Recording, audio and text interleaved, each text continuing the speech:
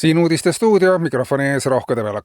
Püüdes taastada rahva toetust ja poolehoidu kuulutas Eesti Vabariigi valitsus eile välja algatuse koondnimega Lähemale rahvale. Alates suvest saadetakse igasse Eesti majapidamisse isiklik miniminister, 30 sentimeetri kõrgune humanoidne robot, kes kohe, kui ta kohtub ruumis viibiva inimesega, ütleb sooja ja sügava häälega: sa oled oluline, valitsus on sinu parim sõber, aitäh, et sa pole veel ära kolinud. Miniminister suudab ka pisaratega silmi niisutada ja vajadusel mõistvalt noogutada, laseb võtta sülle. Seni ei ole valitsustel õnnestunud sageli inimeste poolehoiu võitmine tavapäraste vahenditega ja aeg on kasutada jõulisemat lähenemist. Miniministri teenused on perele tasuta, kulude katteks tõstetakse vaid pisut makse, märgitakse teates.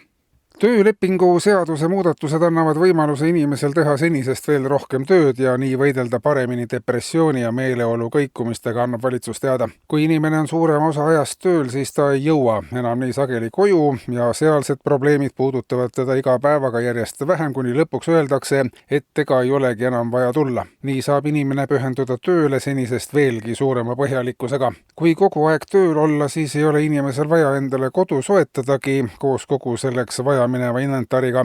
Nii vabaneb ka palju rahalisi vahendeid, mida saab kasutada, kui inimesel kodu ei ole ja ta käib ainult tööl, siis jääb loomata ka pere, mis on samuti suure stressi ja kulutuste allikas. Töölepingu seaduse mõningad muudatused, mis puudutavad just graafiku alusel töötavaid inimesi, annavad inimesele esmakordselt ajaloos võimaluse ennast mitte surnuks, vaid terveks töötada, märgitakse eelnõus.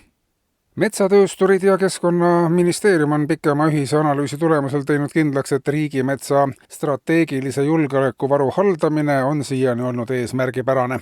Eesti riigil on oma metsatagavara olemas, et energiajulgeolekut tagada, et keegi ei saaks seda julgeolekuvaru ohustada, on see mets maha võetud graanuliteks tehtud ja peidetud üle terve Euroopa erinevatesse riikidesse. Osa on tulnud suitsukatteks ära põletada, et potentsiaalne vaenlane ei saaks aru, kus kohas Eesti energiajulgeoleku mets asub ega saaks seda kahjustada. Kõikide graanulite asukoht on teada, need on nummerdatud ja vastavad katalogiseeritud ja kui neid vaja peaks minema, siis on neid kerge üles leida. Et energiajulgeolek oleks veelgi parem, tuleks praegu jälgede segamiseks senisest veelgi enam metsa raiuda, et jääks mulje, nagu mets hakkaks Eestis hoopis otsa saama. Vastavat ettepanekut arutab valitsus lähinädalail.